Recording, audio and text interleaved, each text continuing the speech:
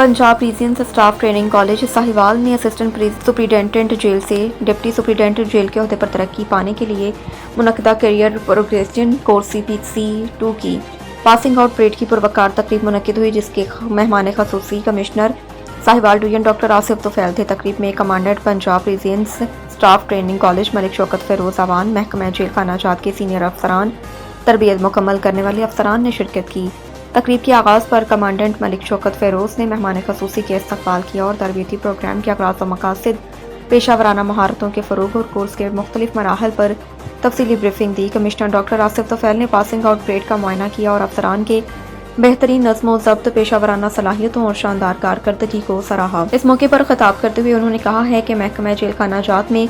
जदीद तकाज़ों से हम आहंग पेशा वराना तरबियत नहायत अहम है, क्योंकि तरबियत याफ्ता अफसरान न सिर्फ इदारों की कारकर्दगी बेहतर बनाते हैं बल्कि इस्लाही निज़ाम को मज़ीद मौसर, शफाफ और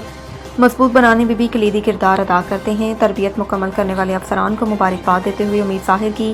कि वह अपनी अमली जिम्मेदारियों में दयानतदारी, कानून की बालादस्ती, अवामी खिदमत के जज्बे को फ़रोग़ देंगे। तकरीब के इख्तिताम पर